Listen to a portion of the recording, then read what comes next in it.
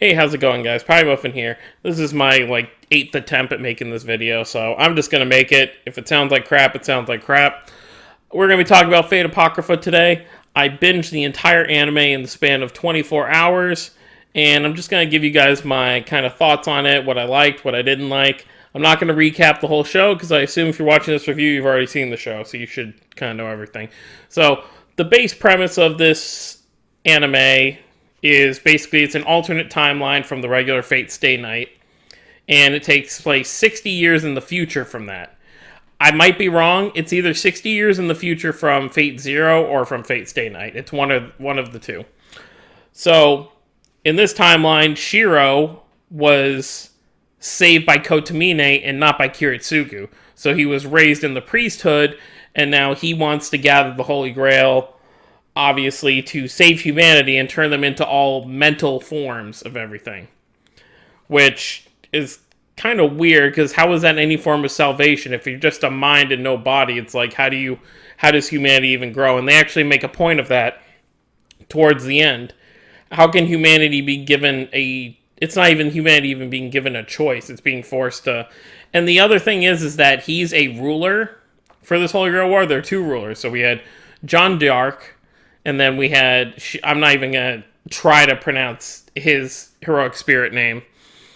And we have Shiro. So, rulers are just supposed to kind of observe and kind of, I guess, be referees for the Holy Grail War. But Shiro's taking it upon himself because of the promise he made 60 years ago to basically make humanity what would be the word for it? A immortal kind of being. They're not going to become one being, but each person is going to be an immortal being that can never feel pain, can never die, can never feel sadness, and it's just everyone lives happily. I don't really understand what that would look like, but that was his initial goal. So, obviously, this Holy Grail War is different than the one that took place in Fuyuki City, because this is a 7-on-7, so 7 masters, 7 servants on each side. So there's 14 of each total, plus the 2 rulers, so 16. And after they all duke it out, the 7 that remain, so whichever side loses, whichever 7 go down first, then the 7 that remain have to fight each other for the Grail. So we go through this whole thing, we got Sisigo, he makes a pact with Mordred. We see some of the other servants, but not a lot of masters, because the masters were being kept in hiding by Shiro. Because it was all part of his master plan that they never really interacted with their masters, so they wouldn't feel any kind of loyalty to each other. So when he needed to manipulate them, it would be a lot easier. What I really liked about this anime was the point they tried to make of free will. So, obviously, if you've watched, you know that a homunculus that ends up going by the name of Sieg, because he got the heart from Siegfried, is constantly being pushed into situations where he's realizing what free will is and, having to make decisions by himself, when all the homunculus were just used to being servants and just doing what they're told, being used as slaves in I'm going to butcher the family's name, Yigdmalania, or Yigmalania. I don't know how to say it, but they create all these homunculi to basically use as servants.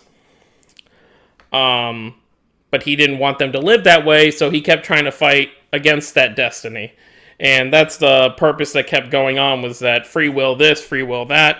And I really like that concept because it's something that can, I guess, relate to people who are watching the show in real life. You have a say in what happens with your life. You have a choice. You just have to make that first step. It was very confusing at times when certain things were happening.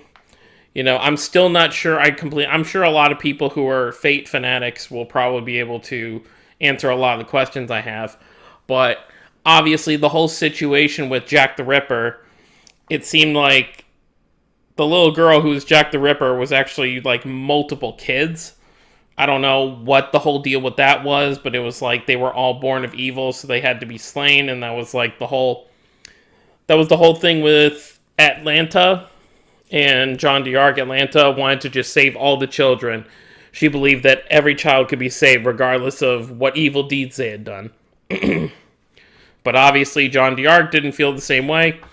And John d'Arc, who was ruler, also had an interesting story aspect, was that, sometimes to accomplish a righteous goal, you have to do things that are going to make people hate you.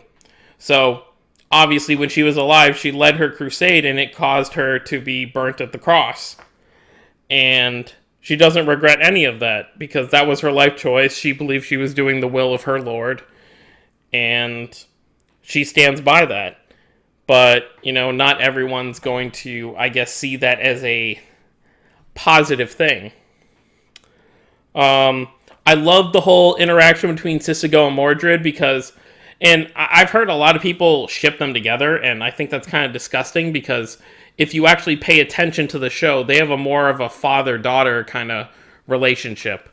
They, even towards the end, they're talking with each other, and Mordred comes to realize that she just wanted to lift the burden for her father, which was actually her mother, who was, Saber, Artoria Pendragon. And then Sissy goes, oh my god, the backstories in this anime are terrible. Not terrible as in they're bad, and terrible as in they're depressing. So, Sissy goes' backstory was that he wanted to pass on his magic circuits, pass on his, I guess, legacy in a way you could say, to his offspring. So, he had an adopted 9-year-old daughter. He tried to do that, and it killed her. And apparently, it's because he was cursed, and he cannot pass it on, and that's why he wants the Holy Grail, was so that he can actually pass on everything. But at the end, he realizes that's not what I really wanted. What I really wanted was to just get my daughter back. And so they both have this kind of connection that they want to basically have what they're giving each other. So Sissygo's being that dad that Mordred always wanted, and Mordred's being that daughter that Sissygo always wanted to have. So that was a really sweet sentiment to kind of see. Some characters I didn't really care too much for, like Shiro's assassin. I don't remember her name, but, there really wasn't too much development from her other than the fact that she clearly was in love with Shiro. And that's all she ever wanted is, anytime she actually gets given love, it's just taken away. So, I guess there was a little development there, but nothing, too crazy. And then seeing it's not really camaraderie, but kind of the growth between Chiron and Achilles, being master and student, and then having that kind of final battle to kind of accept each other's fate type thing. It was one of those, master-student things where it's I have to kill you, but I'm also trying to teach you a lesson in the process. Who else do we got to talk about? I mean, honestly, since those are the ones that are mainly... what Siegfried did for Sieg was really great. Siegfried died kind of early on, by having to... he transferred his heart willingly. I feel like the only issue I had with that is that we didn't... obviously Siegfried just wanted to do something right. He always just did stuff because it was oh, this is the right thing to do. This is what people want. I do what the people want. But this was the first time he made a decision that wasn't about something as black and white as that. He saw that Sig was in danger, so he gave his heart to him, and he believed in the future that this homunculus would have. And then Astolfo's great. I love Astolfo. Biggest trap on the entire show. But just seeing Astolfo's relationship with Sig kind of grow, they were like bros, and they basically were.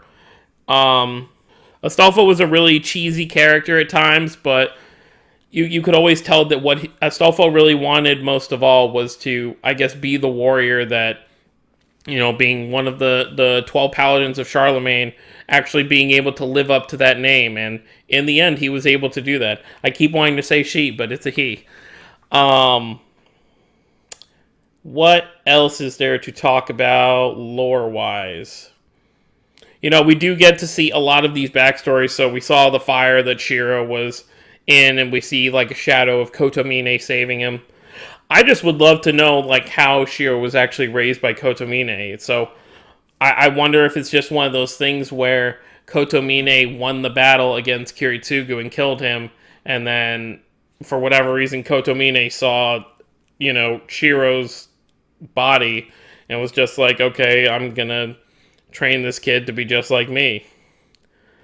It's just a really weird situation to kind of think about. And we're obviously not going to get the full backstory on that. I'm sure there's some light novels and stuff that I'm sure people can tell me about that would kind of, I guess, shed some light on that. Oh, I know what I really like.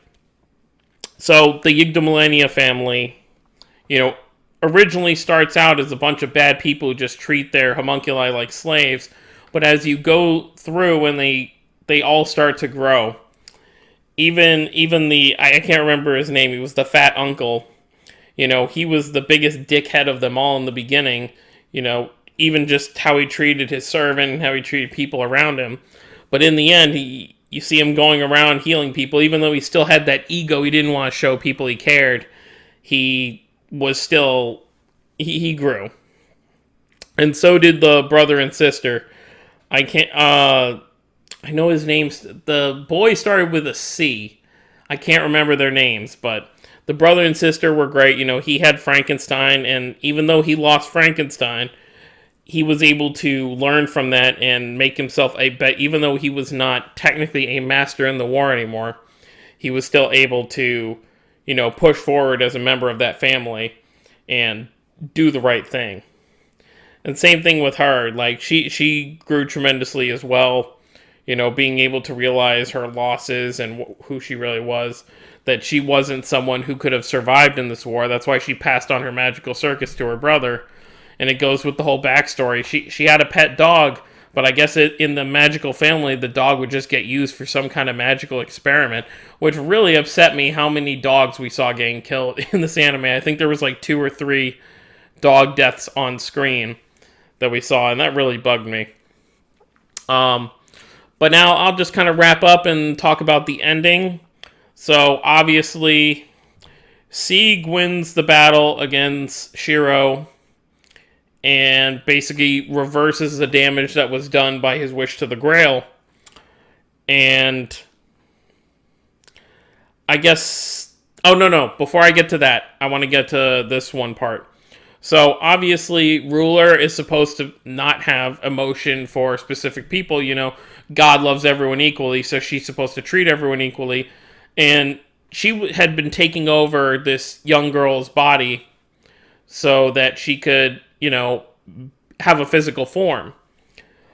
And she assumed that it was the girl she was possessing that was getting these feelings for Sieg, when it was, in truth, her. So... when she was being tested in the end by Shakespeare's illusions, by the way, Shakespeare, funniest character on the show, even though he didn't really do too much.